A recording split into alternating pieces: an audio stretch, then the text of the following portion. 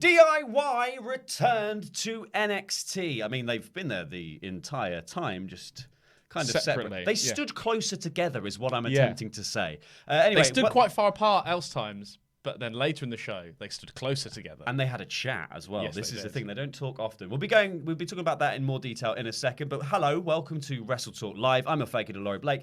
This is housemate Simon Longdon. If you have any pressing questions about NXT or any thoughts you want to share about the show, send us a super chat because we'll be going through them after we talk about the DIY pseudo reunion thing and at the end of the show once we've sort of gone through everything else that happened. But let's kick things off with, I guess, the point that everyone's talking about coming out of this NXT, which was a really jam-packed show of great matches. There were loads of sort of debuts, re-debuts, half debuts, returns. A return, I think, that just sort of flew under the radar. That's gone. I don't know where that is.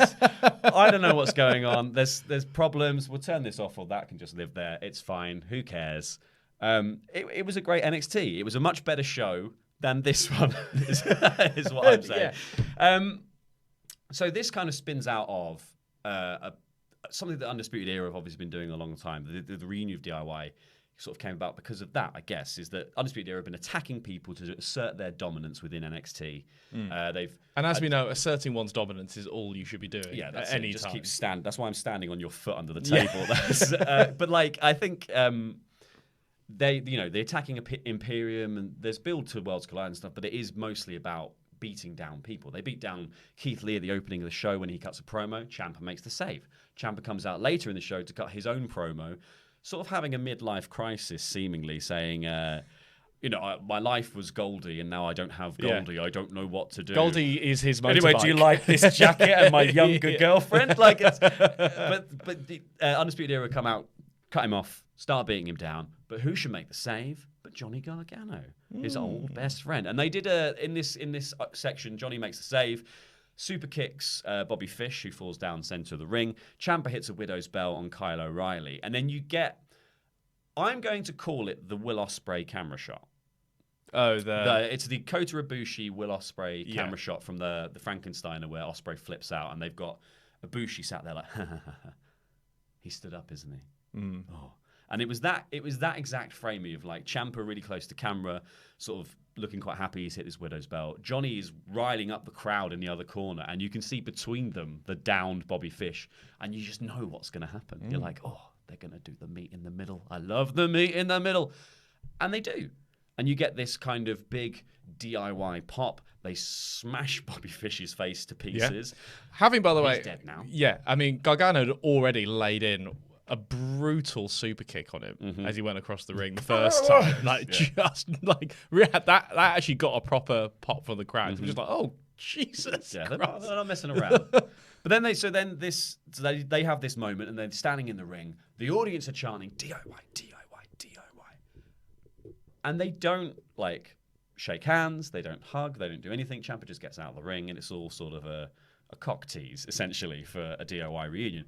Later in the show, Johnny is outside being interviewed by Kathy Kelly. Ciampa just walks up within the first sentence. So it's like, if you were Kathy Kelly, I'd just be like, maybe we don't. Hold on, Tommaso. I'm busy. Maybe we don't start the interview now. They start it off, and from the car park, he must have already been very close to have interrupted that quickly. She saw him. She was facing him. Yeah. She was like, oh, God, every time I start talking. He comes in and says to Johnny, just want to say thanks so much for helping me out, man. That was really great. Johnny then references something that happened earlier in the show, which is immediately following the section of Tommaso Ciampa and Johnny hitting the meat in the middle, doing the old DIY pose. Trent Seven pipes up on Twitter, apparently. He was on Twitter. This airs at like 2 a.m. here. It's like he wasn't. He could be on Twitter at 2 a.m. Because I saw Trent Seven last night. You were drunk. It could have been anyone. I was looking in a mirror. Yeah. Well, it was. He tweeted to say, if they can stay friends long enough, maybe you could have a match with me and Tyler Bate, Moustache Mountain, at Worlds Collide, which is a very enticing prospect. But then, so when Tommaso Ciampa walks up, he goes, hey, did you see Trent Seven's tweet there, Tommaso Ciampa? As if in the process of you having been beaten down, fought off the Undisputed Era, you're now roaming around outside, seemingly hungrily looking for them. You've had a chance to stop and go, ooh. Trent Seven's tweeted. It's a very millennial move. It is a very millennial move, like a catastrophe happening in the background while everyone's going, "Wow!" Yeah. And then he says, "Oh well, do you want to take him up on that? And we'll reform DIY for old time's sake." For old time's sake, one more go. Now they've already had a go fairly recently. They did have a go, and they had one on the main roster when they didn't like each other. Yeah, and they were both heels there. Yeah, and then there were faces on the main roster. I mean, do you think it's a good thing? Because I love the idea of the match. I really want to see DIY take on Mustache Mountain. I'm perfectly happy to have that exist in its own canonical cul-de-sac of NXT. Like, I actually prefer them to have not even mentioned it on the show and just be like, this is now a thing. Because I don't feel like the patching up of Johnny and Ciampa's relationship has truly happened in front of us. In the sense that we had the big hug when Johnny wins the championship from from Cole that first time, and Ciampa comes out. And that was really out. That was like non-kayfabe. And that was more of a let's just enjoy the moment. Yeah, let us all have sort of at least the feeling of a payoff to this storyline we've been working on for so long. But it's a shame that Ciampa has to have surgery. Well, this brings into question kind of really, I think like I said, very excited for the match. I'm more than happy for any company to just lay out a series of matches I want to see and let me watch them. That's fine. The next step to that is obviously building storylines and what they mean and building meaning to those storylines.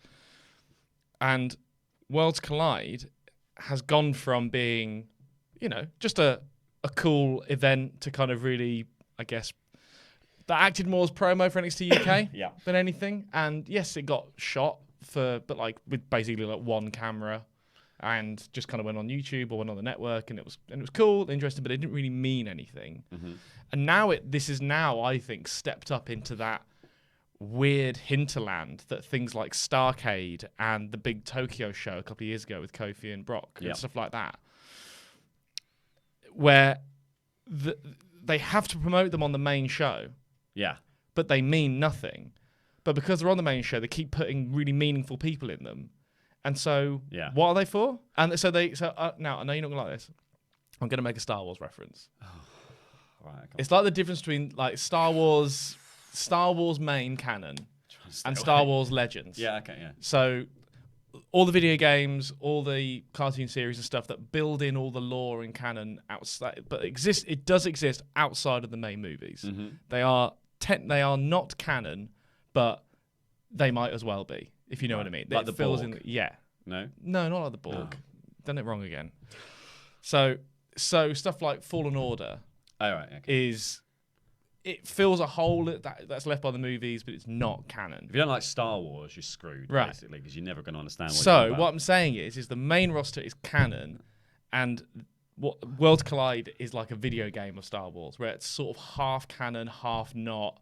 Like it feel like when you're playing the game, it means something, but actually, to the broader sense, it doesn't mean anything. So actually, what is the point of it? Well, so the point of Worlds Collide clearly is that you like to sell a weekender ticket to the Royal Rumble. Well, this is it. Yeah, and that's it. That's what it's there. So you got SmackDown on a Friday, you get your Worlds Collide on a Saturday because you have to have something to do because there's not enough wrestling. Then you get Sunday Royal Rumble, and then you get Monday Night Raw. But here's the problem. But like, isn't the problem with that what's now happening is at a period of time NXT where they're sort of running out of thread on a few narratives, they're now doing that really awkward thing where Ciampa on the one hand says that Goldie is his life. The whole point of his current arc is there's nothing more important in his life than specifically NXT and specifically that belt.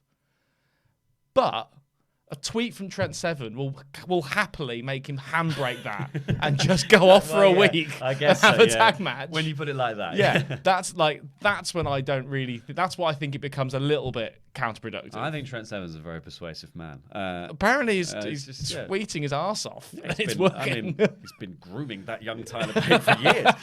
But do you know what I mean? I think that's the problem with it I have, which is like, it's great, but also...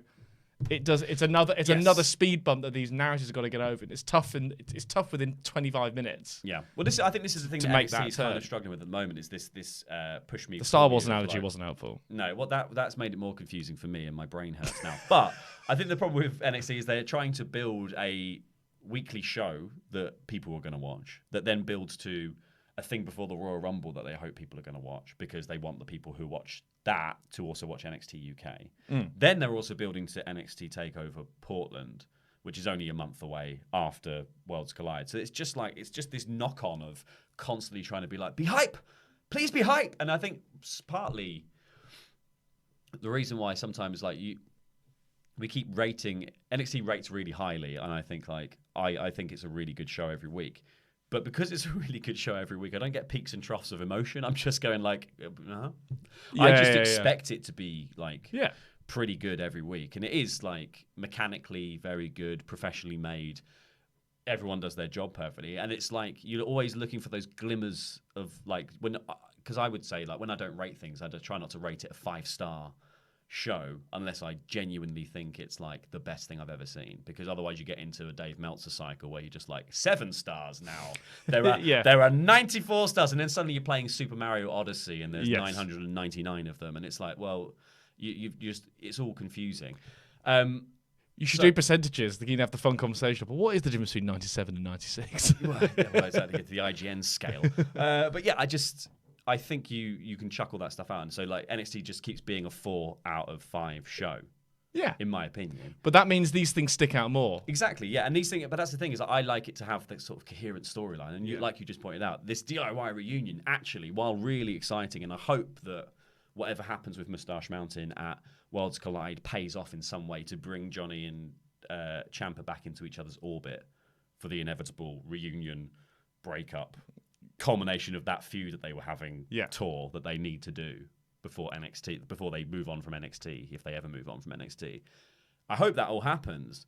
But at the moment, this sticks out like a sore thumb in the terms of this was Ciampa's story, and this is what he's been saying for weeks. And those promos are so good. And also, Gargano is apparently in some blood feud with Finn Balor, and him and Finn Balor have now just gone, no, but hold on. We'll have matches on the Ilya same card. Dragunov wants to go. It's what? In your own time. Balor's promo, he's apparently as venomous about that as he is about Johnny. I liked what he was watching on his little iPad as well. Yeah. That was the best. Who? He just... Oh, that guy. He just finished playing Candy Crush or something. It's got timed out. He's waiting. He's like, well, what am I going to do? I'll watch Ilya Dragunov. It'd be great if it in loads of Simpsons tapped out notifications just kept popping at the top of it. Yeah. Well, let's sort of wrap up the DIY chat and say, do you think it's a good thing? Do you think, as the wrestling fan, the really big wrestling fan in me is just I just want to see it happen and I don't really mind. But the kind of fan that's pushed along by a narrative goes, oh, that is clunky, and I would prefer this long, that you've got quite a long build to the next takeover, and I kind of prefer them to work us into a frenzy for Ciampa and Cole. Am I excited for the match? Of course I am. Mm-hmm. Am I more excited for this Worlds Collide than I was the last one? Of course I am. Does it indicate a broader problem that the WWE largely has, which is that where do these sorts of events sit in the pecking order? Yes. And it's sort of I'm just putting a flag in the ground to say we've noticed that WWE struggles with this elsewhere, so why won't they struggle with where this event sits in the pecking order? Also because NXT is going to be in the Rumble, and that hasn't been exactly. That hasn't been spoken about. I do think it makes things confusing in a broader sense, but I'm also very excited for it. Because the rumour for the Rumble is that every show is going to get equal billing. I think they will do that. So it's going to be 10 from Raw, 10 from SmackDown, and 10 from NXT. And I guess if they wanted to, they could just have the whole of 205 Live's roster in there. 5 more people. The first ever 35-man Rumble. What is 205? Does it stop yet? We were having this conversation last night and just going, it's not on. Is it on? I don't know. Let us know. Let us know in the comments if 205 Live still exists. That would be really great to know.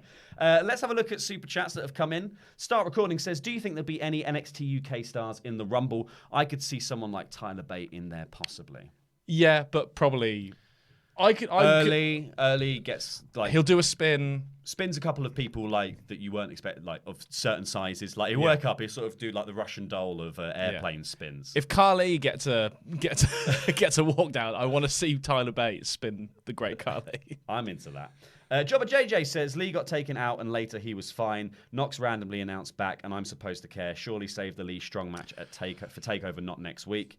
So I think there's an argument to make for that stuff. So, we haven't spoken about it yet, but this is going to be my main takeaway from the Lee stuff, which was that he got what is normally a pretty horrific thing to happen to your leg, and even by the end of the segment, he walked it off. Yeah. And Kathy Kelly was like outside the medical room being like, "Oh, I need to go in and check in on Keith Lee. We're just going to get a medical update." It's like, he's probably not in there. He's gone home. He's walking around the car park. He's walking around fine. He's walked it off. In his beautiful trainers. Oh, he did have good trainers on. Stunning trainers on. And I think we'll go more into the Tegan Knox thing and also sort of the underplaying of people's seeming debuts and returns on this show in a bit. Timono Zumaki says, Belair winning makes sense to me. Shirai will get the title down the line in spring, summer, I think, and Belair has the looks and the swagger of a star. I think Belair's the right choice here because I don't think Rhea Ripley's losing at Portland. And I think Bianca Belair gets a good match out of people and is that sort of level of a star who can take a loss. I think Io Shirai can't lose another women's title match without. I think she needs to win the next time. Generally speaking, NXT title reigns run long, and people who are sort of getting into that spot get a bite of the cherry, fail, and have a longer comeback story involving another contender. It's a formula that works. I'm fully invested. I think Belair is exactly the kind of person who can have a great match, come out looking really strong, but ultimately this time lose, and come back later on down the line. Yeah, and I think that. Because that's interesting as well. Because that is the old NXT formula of obviously probably not hot shotting the belt is obviously that was NXT's kind of standard formula unless there were sort of circumstances that led them to have to. I guess with weekly TV now though, there has to be some degree of change on a sort of more regular basis because you need to make the TV show feel like exciting, and you can't always just have all the big changes happen on pay-per-view. And they've already done it with the Cruiserweight title. I know the Cruiserweight title isn't as important, but Lio Rush won it in the first 2 weeks of NXT being on USA, and within a month, Angel Garza had won it in kind of quite a shock win. I do think that calls back to kind of what that sort of title is used for. Like in the early days of the Cruiserweights on WCW, they did that a lot. That to give it some extra shine on TV, they would put the belt on the line quite a lot. Yeah. And I think that's how it should work, really. As the lower the belt, the more it gets defended, the more it chops and changes, and the higher it goes, the more you have one champion. Take that what you will to mean for the 24/7 title. R-Truth got an iron grip on that thing. I think technically R-Truth got pinned by the 24/7 title. So it's its own because when Brock threw it on him, a ref should have come in and counted it.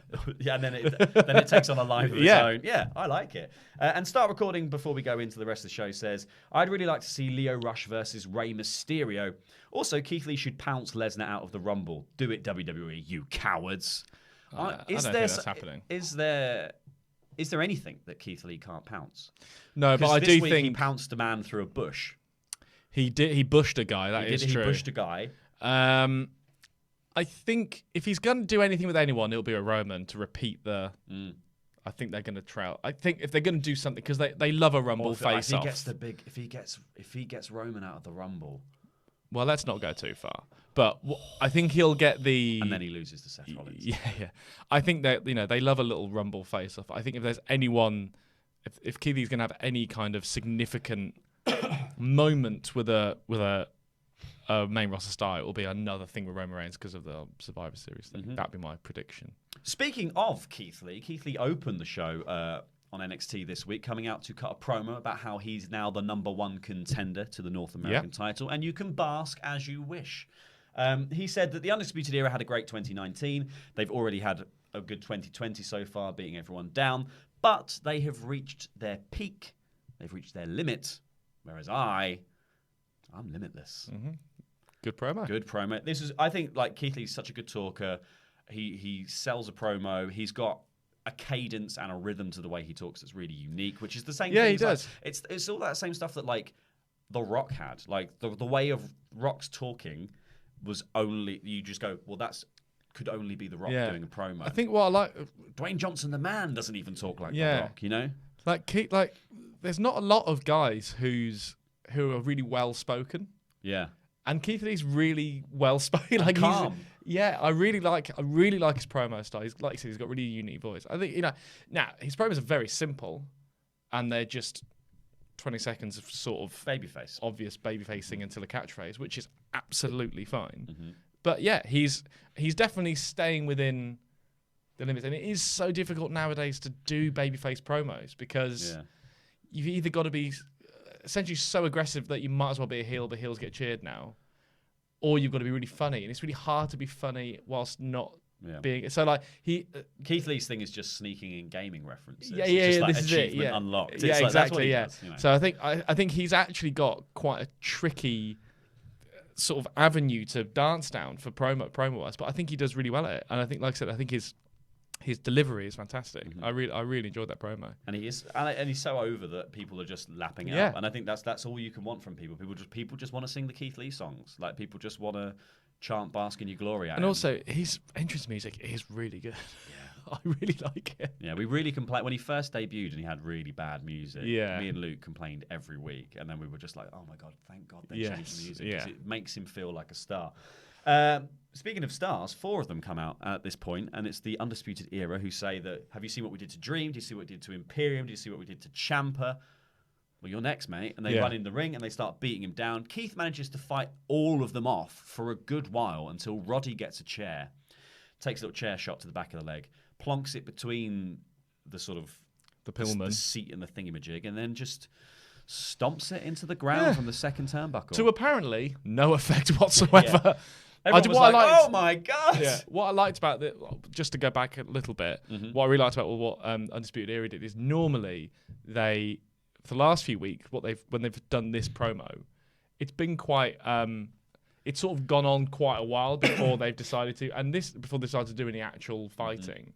Whereas this time, they sort of interrupted their own promo, just went, "Oh, you dummy!" and just ran in. I think buoyed by their own success, they've beaten down Walter. Now. I love They're how probably just like, we could take someone. I just love how juvenile their insults are. You dummy, you dummy, and then they all just piled in. And I just love the sort of like, it was a proper it was a real pace change from how they normally do that segment, and yet they've done this segment. There's been many versions of this segment that between Ciampa, Lee, Gargano, even going back to Riddle, like all these guys have had this segment with the Undisputed Era over the last few months. Yeah, but they're keeping it fresh, and just by doing that, they came out a bit more aggressively, a bit more weird. I like the fact that not one of the people they've beaten down has put together the idea that maybe you should just if all of us get together, if we get Imperium over here, we'll fly Imperium over. Keith Lee, Ciampa, Riddle, Johnny, we'll all team up.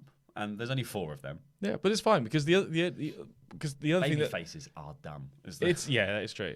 But one of the limitless things about Keith Lee is obviously his ankles. Yeah, because he was by the end of the segment he was barely limping. No, so I thought that in the segment I felt the injury was sold enough. I sort of so Ciampa runs down, scares off the Undisputed Era, and he helps Keith Lee to his feet.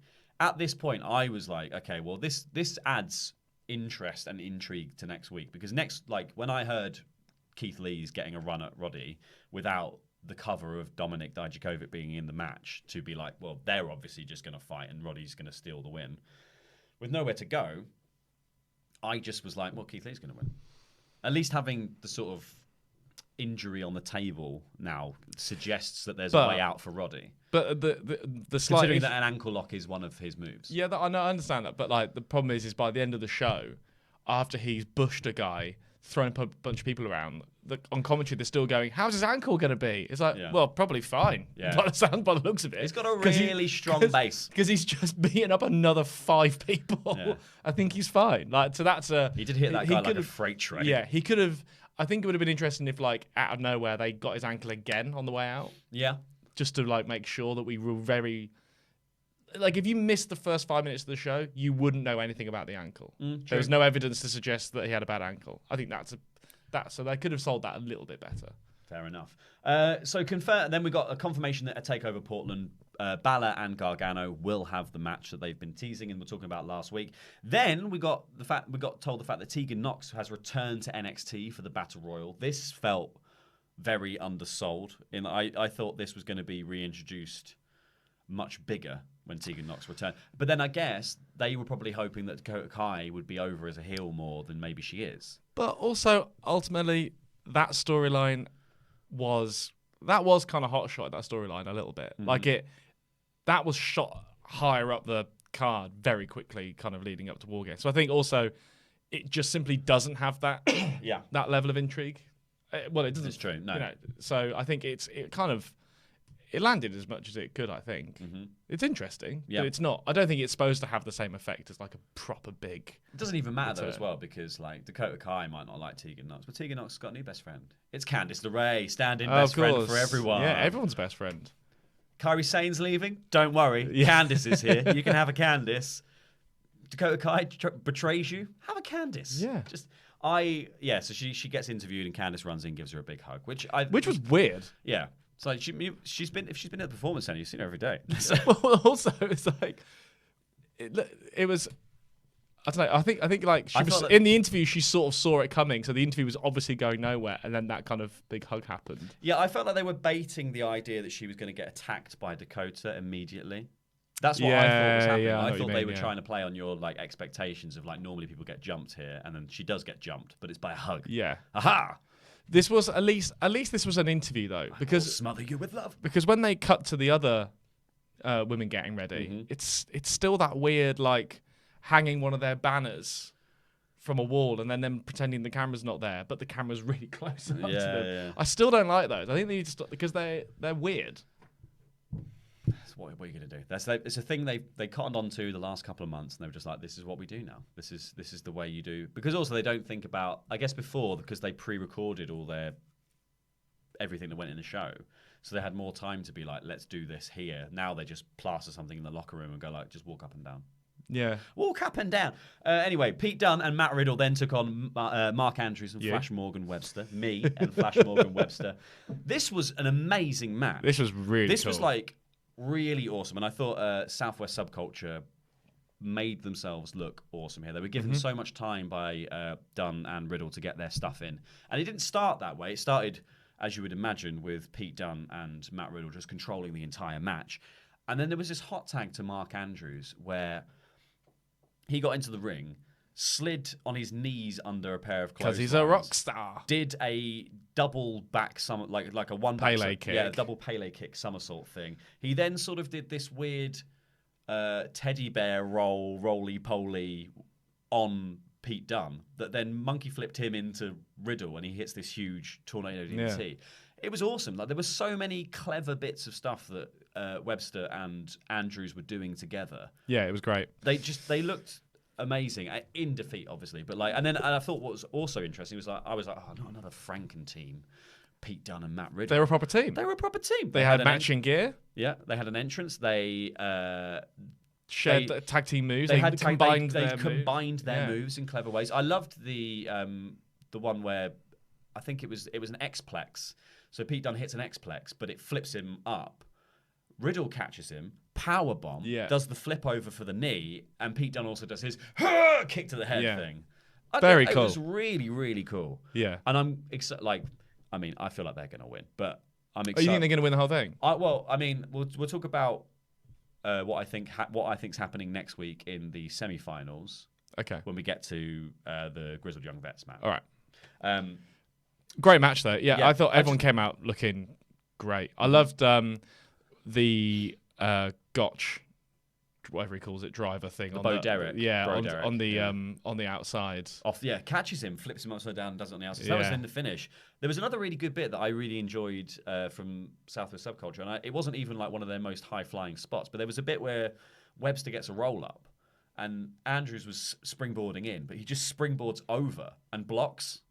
Yes. He lands in, so he lands in between, I think it was Pete Dunne and the pin, and just blocks it, and Pete Dunne has to shove him into it. He punched it was really him. Clever. Yeah. He did a big forearm and he flew him back. It was great. Yeah, that was a great spot. I just thought it was really clever. Yeah. It was really smart. It was such a fun match.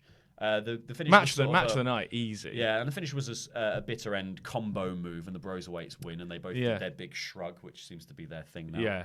I loved it. I think that if you're going to watch one thing from NXT, watch that. Watch that. It's an incredible match. It's actually one of the better matches that's been on there for a while. It really is. Really, really good. It went really long as well. They had it was good. 20 minutes. Yeah. We then got a recap of the attack on Imperium and a backstage clip of Walter cutting a promo in what I'm assuming is Austrian. As people went, what? Yeah. Alexander Wolf was also speaking, but I assume he was speaking German. Quite a lot of language stuff because Angel Garza did a lot of that. Yeah. They think it's a heel thing, so they just go like just talking like Io Shirai does it all the time. Yeah, just talking your own language. That's what heels do, because you get what chance. Kathy Kelly was after the medical update on Keith Lee, and then Tommaso Ciampa came out to do his promo, saying essentially, Adam Cole, you stole my life. What I liked about this promo, though, was that he delivered it all straight down the lens. Yeah. With, like, real intensity. I think he's an amazing promo. And he somehow manages to bring the heelish aspects that made, I think, modern Ciampa such a big deal.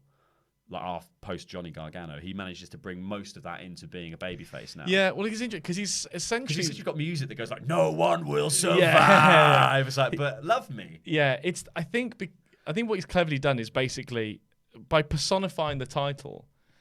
It's almost like if you just took all his attitude and all his like desire and like drive that he had to just destroy Johnny Gargano, he's channeled all of that into getting the belt, which is actually very face-ish. Yeah, to just be totally focused. But he's obviously doing it in a slightly more maniacal, weird way, an aggressive way. But because it's so focused on the belt and he's got the belt over as a character, I think it really, it's just one of those unique sort of confluences of sort of vibe and character that is just really working. I love what he's doing now. I think it's fantastic. So you're saying you think the Tommaso Ciampa character would be just as focused on anything? Like if he just had a different hobby, if he was really into model trains, like woodworking or something. Yeah. He'd have the biggest stamp collection of all time. Yeah, exactly. I think Stampy.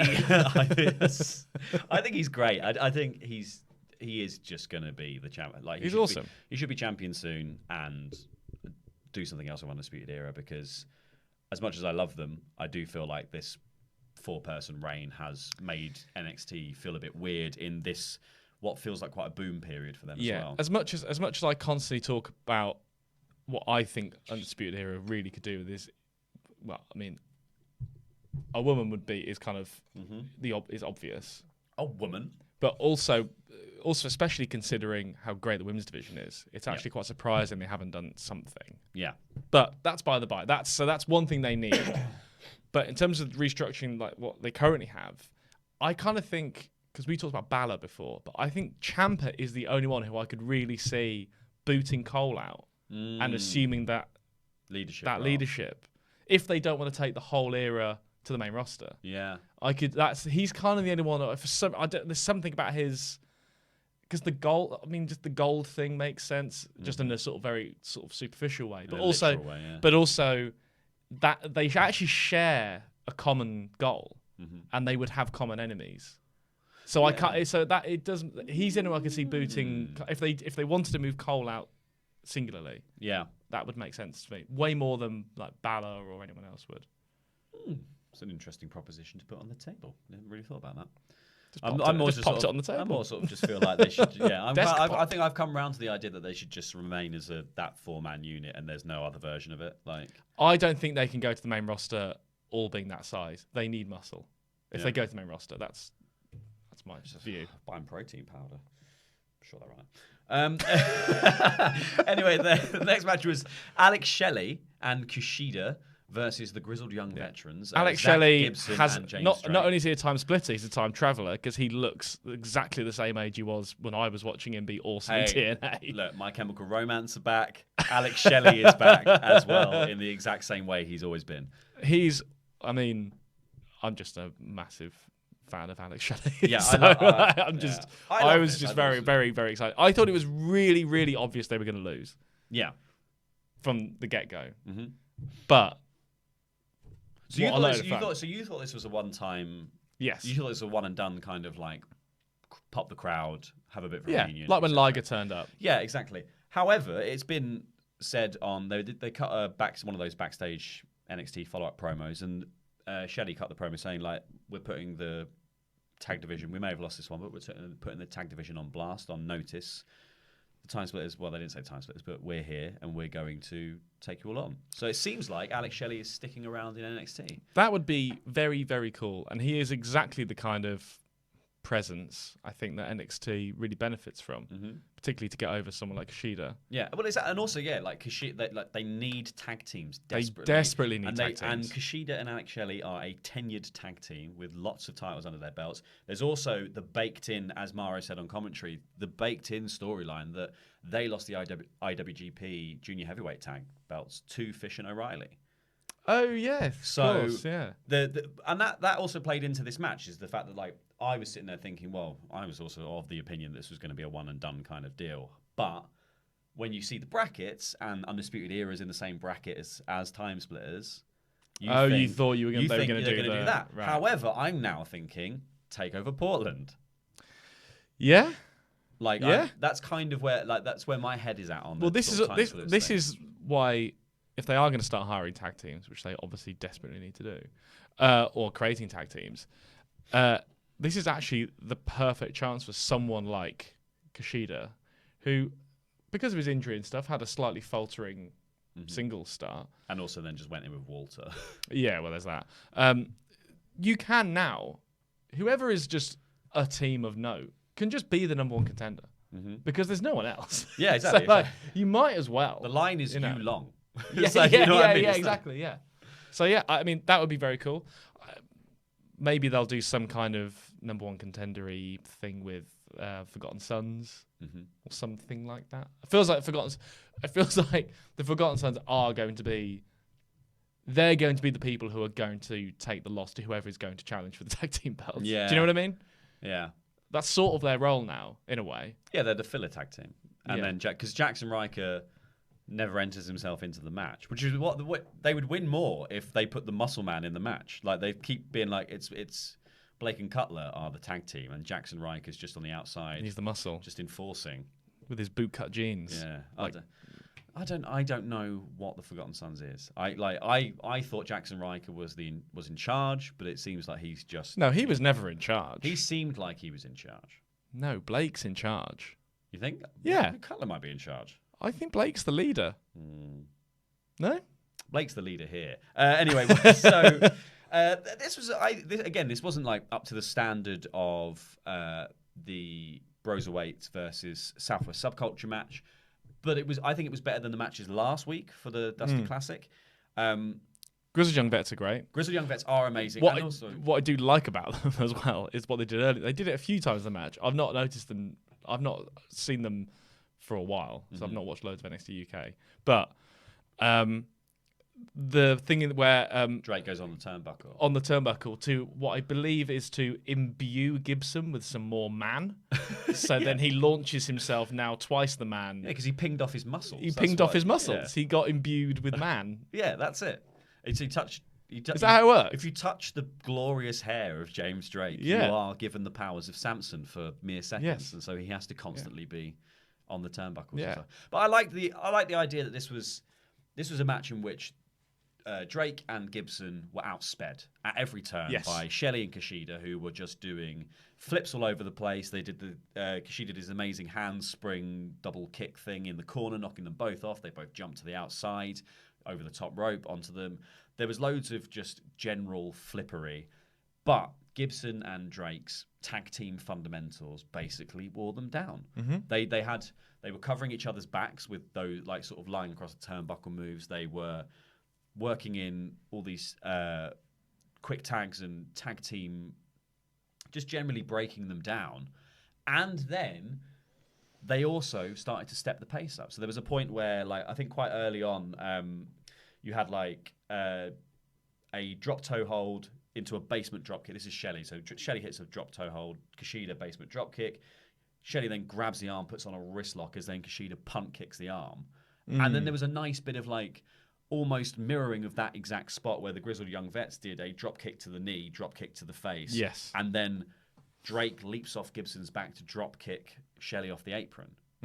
I just thought like they were just they just did all of this. They sort of mirrored each other quite well. Yeah, these two they had really good chemistry and had very complementary styles, and it told a really good story of these guys can't keep up, but they are wily, and they are able to, the finish coming as Kushida goes to climb because there's been a huge kick out, and Gibson just shoves him off the turnbuckle, and that gives them the chance to hit their finisher and pick up the win. Like, that's sort of I don't know what you'd call the sort of style of like the Time Splitters. I guess just on the face of it, it's a kind of like 2000s American indie sort of pioneered by the likes of Shelley, mixed with that sort of New Japan sort of hard hitting. So it was like complicated arm bars into like super hard drop kicks and stuff like that. Yeah. But the great thing about mixing that with the British guys is that whether they're big or small, they all do work that aggressive, often ground-based style that is slick and has lots of talking holds and whatever. And those two styles mesh really, really well because the pace goes up and down, and like the smaller guys get grounded, but then they pop up and there's something about the meshing of those two styles I think often does work really, really well. I think these guys, there's between these four, there's definitely a better match than what they had this time. A much bigger match, but for hey, and the interesting thing about that was actually it was less of a showcase of the Time Splitters than I thought it was going to be. Yeah, which was interesting. And then and at the end with Gibson's promo, it was interesting seeing them really putting them over rather than that's the thing. So like Gibson's obviously had big pushes in NXT UK as a single star. Like he's really. It was the second United Kingdom tournament that he was. He was going through it basically as the counterpoint heel to Pete Dunne. Yeah, like when Pete Dunne did his big sort of heel push in the first one, eventually losing to Tyler Bate. Gibson basically did that through the second one and beat everyone with the Shankly Gates.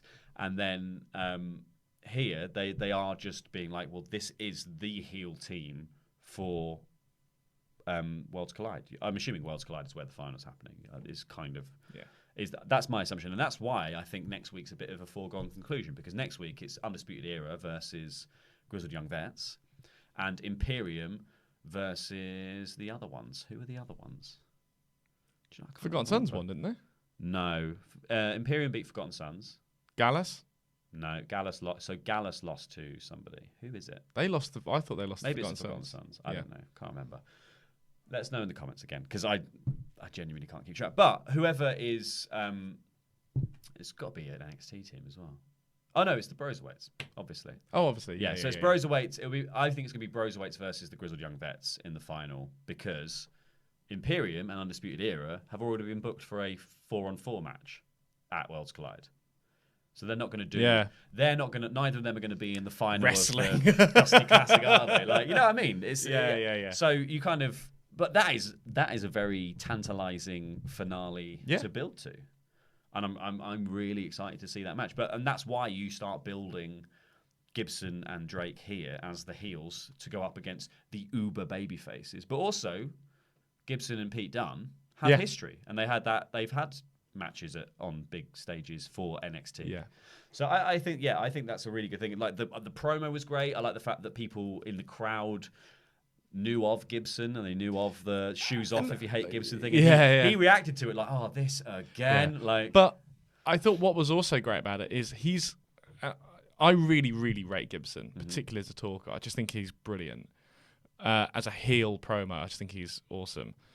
And so even though the whole crowd didn't know much about him, I think they would have seen a fairly educated NXT crowd would have seen him at some point. I think would remember him popping up, but he got them booing them again. Yeah, off his own. Just as soon as he picks them up, as soon as he starts talking, you just know he's a heel. Yeah, and I just think it's quite. He just really embodies that in a way that he can really piss off a crowd basically really quickly. I just think he's great at that. And it was a really good needling of NXT specifically because, not only have they just pinned Alex Shelley, who everyone was really excited for turning up, and beaten Kushida's team in this tournament, he then picks up the mic and he says, like, I'm not going to stand here while you hipster full sale crowd pretend to know who these guys are, which I think is a fair enough claim. And then he says, this is my favorite line where he goes like, "You are a great tag team of the past." Yeah, just a brilliant bit of pausing. Like it was so good. And then they go into the Grizzled Young Veterans, soon to be Dusty Cup winners and stuff. Like they've got rhythm. They've got things that they like. They've got. I like own how build. Drake mouthed the whole promo. Yeah, along with Gibson for some reason. I don't know why he did that. He does that most of the time. It's just really funny. Like it. Yeah, but it's like because that's their. But but even the bit that I thought wasn't really for him to know. Yeah. You know what I mean? Like even the first bit, he was like mouthing bits of it. It's like, have you just been like in the room with him practicing this? Yeah, and he just loves it. Yeah, he just loves it. Just thought it was a great speech. I just think they're fantastic. I'm really looking forward to seeing them go forward, and I think they're the sort of people that you want to build as big stars for NXT UK. I think they could be huge, and I think Drake has got a lot of potential on his own right as a singles competitor as well. I think they could, but I feel like Zach Gibbons' the kind of guy who you could bring into NXT, and straight away he could be. So let's say when the era have gone in some way, or they've split up or whatever. If there's any time a heel void at the top of NXT, I think you could insert him in there almost instantly, and he could really take on that mantle. Like he's that good at it, and I do think that vacuum is on the horizon. Yeah, at some point. Oh yeah, maybe next week. It could be sooner than we believe. Yeah. We then saw Chelsea Green and Robert Stone of the Robert Stone brand walking about backstage. It is a faction. It is a faction. Hashtag is a faction. Hashtag will be a faction. Yeah. You can't have a brand of just two people that doesn't explain itself. They then he was walking about that stage and he said, the NXT Women's Division is the best it's ever been, but Chelsea Green is better than the best. So that's why I'm pulling her out of the Battle Royal later in the evening. Perfect sense. Makes perfect sense. It's building. He's doing a supreme thing. He's restricting the stock to increase demand. Yes, yeah. He's tanking oil prices essentially. Yeah, that's it. You know, he's the opposite of that. He's doing a run on them. I think I'll be honest, I don't really get what's happening here. No. Like it didn't help that they also got into a car that to me just said Team America. So I was like, I just thought he was going to close the door and just be like, now suck my it's a strangely aborted sort of debut for Chelsea Green. I mean, it's one of those weird ones. She isn't injured, but this is the kind of debut that happens sometimes when someone's injured. They sort of need them on TV. It's a strange thing that's happening. I don't know why. If you were going to do this, I don't know why you wouldn't just hold off for a couple of weeks and actually have a brand / faction just turn up. I don't really get what the point is in sort of softening the intrigue of Chelsea Green. She's the one suffering here. Yeah. Robert Stone gets to just blather on about his brand. And probably hoover people up. But like Chelsea Green has to just kind of stand there and just take it in a way that I don't think is actually benefiting her that much. She isn't. I don't think this is the intention of this is to make her seem special or whatever, or at least delusionally believe she's special, I guess is the other way of reading it. But I actually think the opposite is happening, because look how jam-packed and awesome and over the women's division already is. Yeah. So I actually don't think it's working in the way they sort of intended. I think weirdly with NXT, the longer it takes for you to wrestle, the less people are interested usually. Yeah, that's a good point. Unless they already know who you are. Yeah. They're not going to be like you could argue Xia Li is already is more over than Chelsea Green, even though Chelsea Green is a bigger name. Do you know what? I would argue that too. You then see Balor watching his little iPad of Dragunov and building that match for Worlds Collide. He said, let me give you a bit of advice from the Prince. If you come for Finn, you better not miss. We then had a match between Lio Rush, Tyler Breeze, and Swerve for a position in the Fatal 4-Way to determine the Cruiserweight champion at Worlds Collide. No, isn't it? Isn't that for the number one contender for the? No. This is for that. That will be for the title. This is to put you into the 3-person occupied number one contendership spot, because there'll be 2 guys from NXT UK in the match. Oh, okay, got it. Also complete with Angel Garza almost single-handedly ruining commentary. Yeah. Angel Garza. So Angel Garza was doing his promo in Spanish, and Beth and Maro were basically doing what chants to him. They were just going, "What are you talking?" I know, but they kept interrupting him. It was so just let him finish. Yeah. He never. Yeah, it was weird. Yeah, I didn't think this worked. They didn't. It really made me laugh when he first sat down and Mara said, "Oh, it's Angel Gaza," and he went, "No, it's Angel Gaza." He really corrected. Really corrected him immediately. Very handsome man. Yeah, I think he's great. I thought when this match began and Swerve came out with new music and a new Titantron, I went, I know who's going over. Oh, yeah, that's a good point. I was like, he's getting a push, isn't he? So yeah, and I think he's sort of I think he's the right person to put into a Fatal 4-Way. He's going to do some fantastic stuff. The match itself is a lot of fun. It's a classic cruiserweight match. I don't think Tyler Breeze gets as good a showing as Swerve and Lio Rush did. They did a lot of really cool stuff together, and these amazing face-off moments that the crowd were really, really behind. There was an amazing bit where Swerve tries to rush down Leo on the apron, and Leo moonsaults off the apron, but Swerve jumps the top rope and flips, and they land facing each other outside. So it's like the Ricochet promo with Velveteen Dream turn up to 11 because there's also a moonsault. Do you think with Tyler in this? Because I mean, I thought, he was in control at the start, and I mean, he's great. Mm-hmm. Do you think what they see with him now, because he's taken on that sort of mentorship role at NXT, do you think what they see with him is the sort of Daniel Bryan, Tommy Dreamer, we're just going to have him not get the big shot for ages, and then when he finally does, it'll be this incredible... Yeah. I kind of think that's like, if there's ever even like we talk about this kind of hinterland of what will happen when a bunch of these guys all move up, which probably will happen this year at some point, probably sooner than we think. Imagine the main roster. There's going to be some pretty wholesale change quite quickly this year, I think. So when that happens, like, is there in a year's time, have you got like that really long build story of him finally getting a shot at the big one? Yeah, I think that's in. I think I think they've got that definitely in their back pocket as like a long term story for him. I think it would really work for him. The shame of that give is him the camera back though. Have it this week. But the shame of that is you do have to sort of just take it for a year or two. Yeah, which is a shame. But Tyler Breeze is very good at making other people look good, and he is very good at making other people look good. He did in this match. He was on the receiving end of Leo. You know, the classic "I'm going to use your foot as a weapon" spot, which Lio Rush and Swerve did with each other, and he took all the sort of spinning kicks that you could possibly imagine, and he took the pinfall with the JML driver from Swerve. Now, talking to main roster, but Rush also hit like 4 finishes in this match. He hit 2 final hours and the come up a couple of times. His splash is wicked. Yeah, like to make. Obviously, he's probably one of the smallest guys in the whole company, but makes that splash look really impactful. Yeah, it's awesome. It's so cool. But that JML driver. Yeah. JML driver? Yeah. I mean... now at JBL. Yeah. Talking of main roster, I mean, you got to nip that finisher in the bud. Like, who's he going to do that to?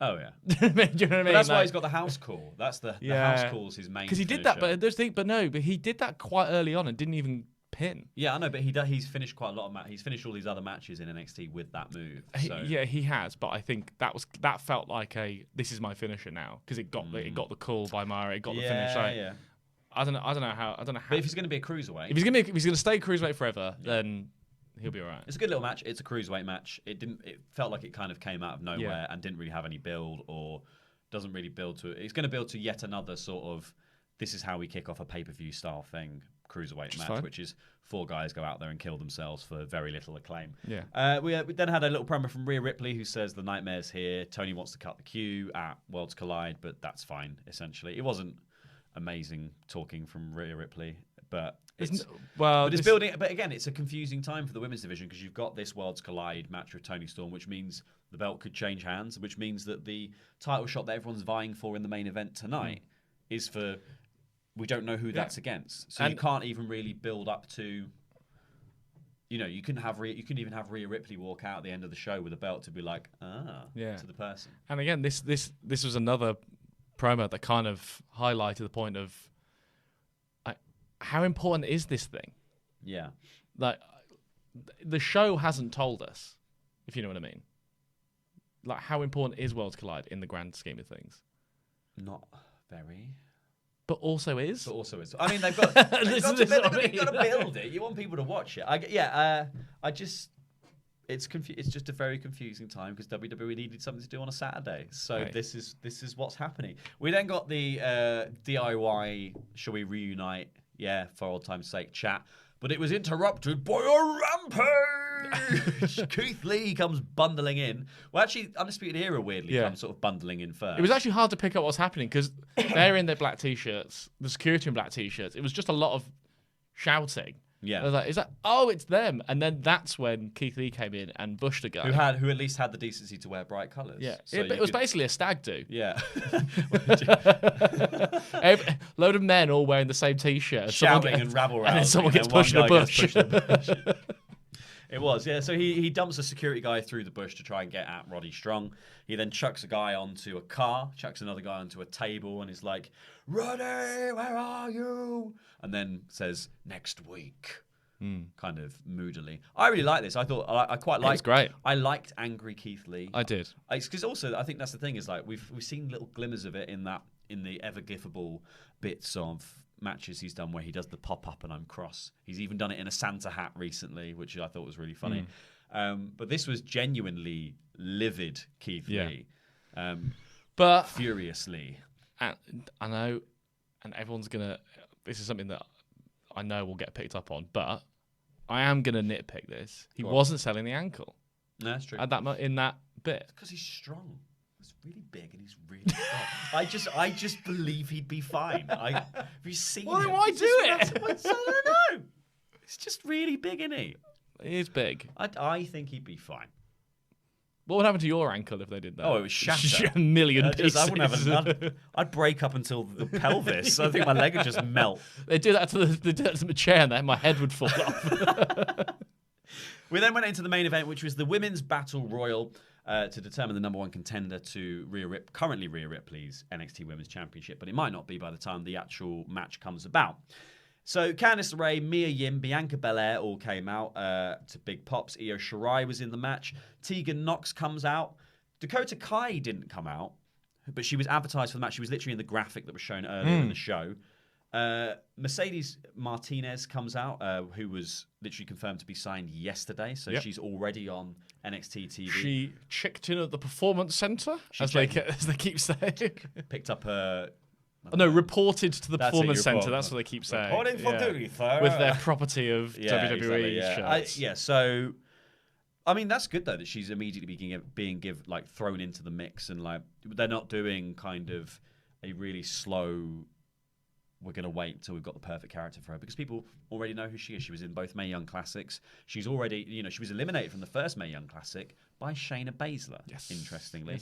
Yes.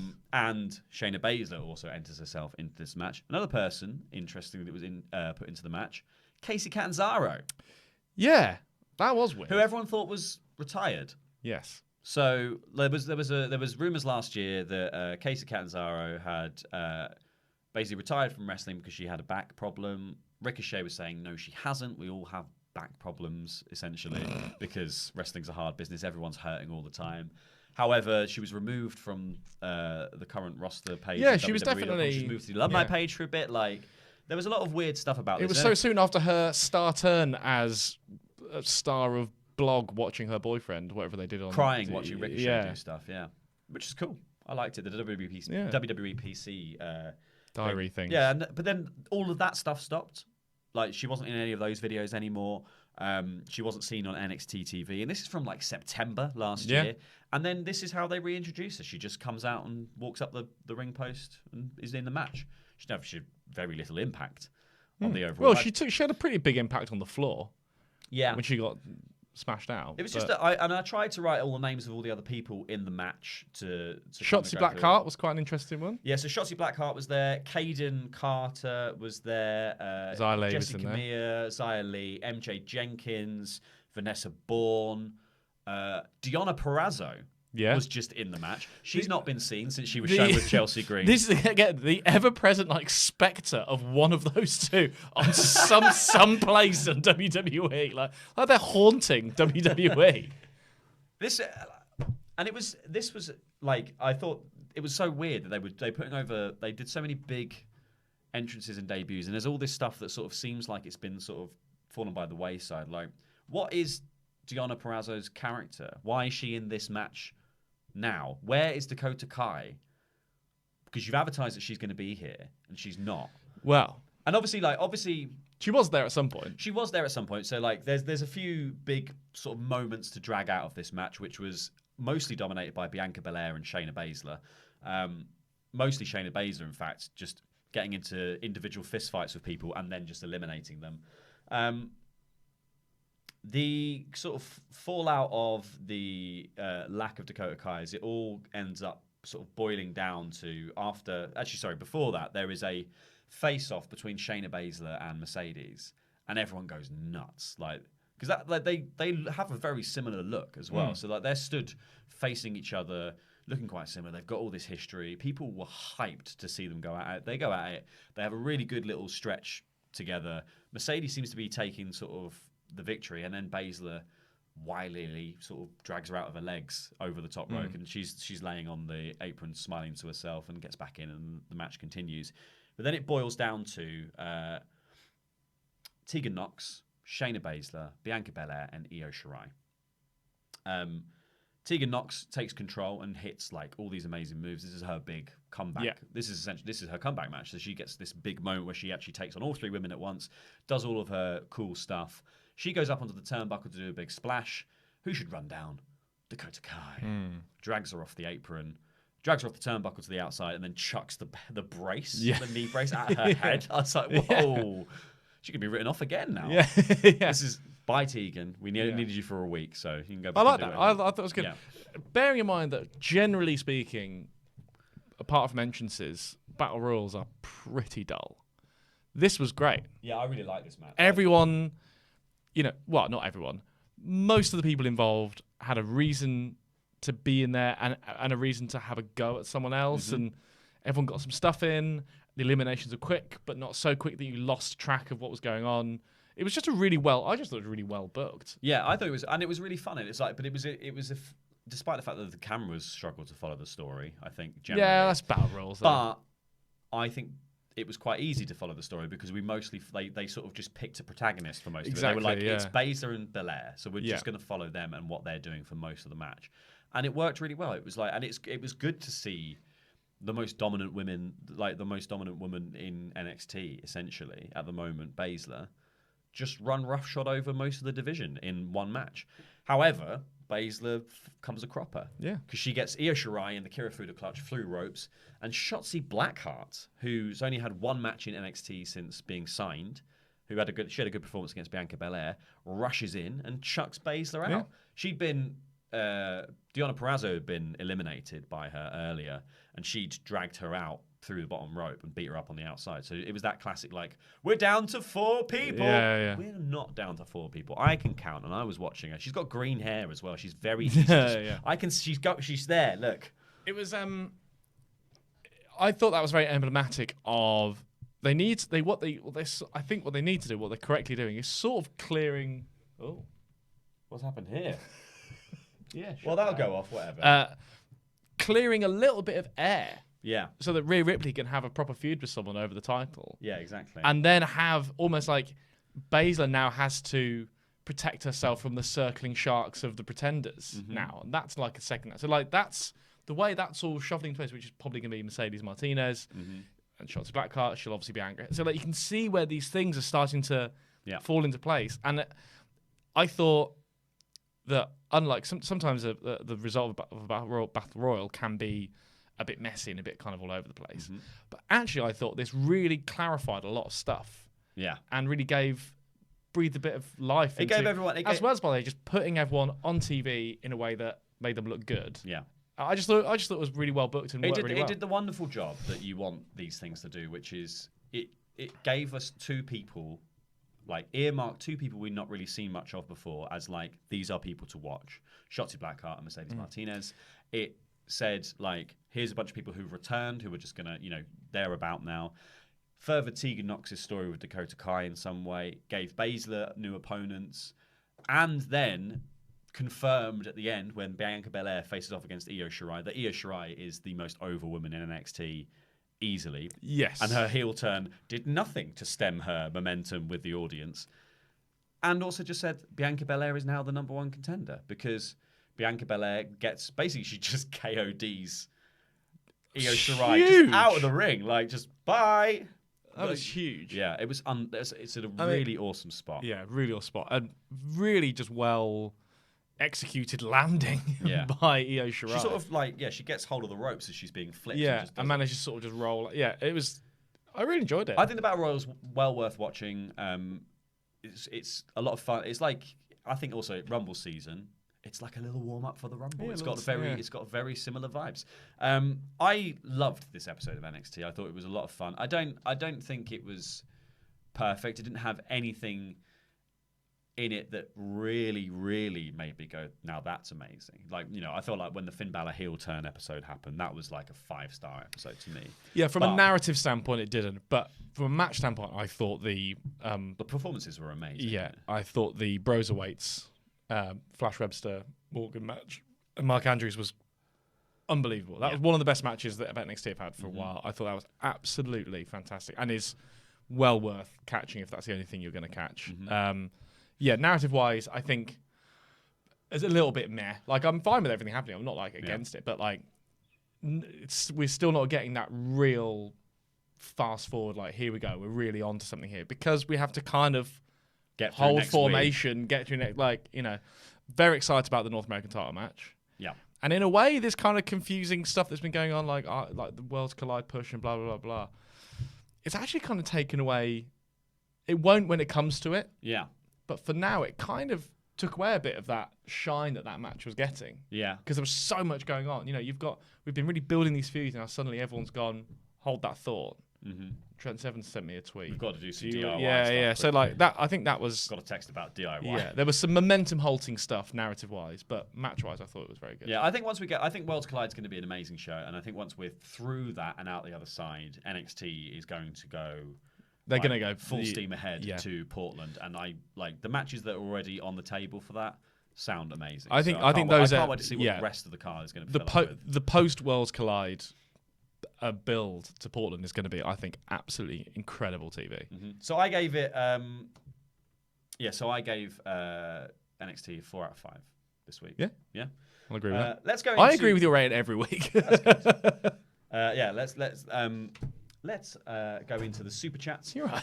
Yeah, sorry, I was reading a line at the same time as talking, so I just sort of. That was hard to watch. I went into a holding pattern.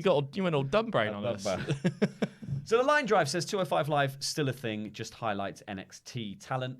The Line Drive also says, which is clear. Doesn't sound like a thing. Yeah, I don't know. Yeah, was it Clip Show? It's like you've been framed. Yeah, that's it. The Line Drive also says, hope this isn't the last of the time splitters look great and could help elevate Kushida. Yeah, I totally think that too, and I think hopefully they stick around for a long time. Expect to Fight says, so I know I'm late today, but are we going to keep ignoring that Mark Andrews and El Fagador are clearly the same person? Well, they are, other than the fact that Mark Andrews is much, much more athletic. True. How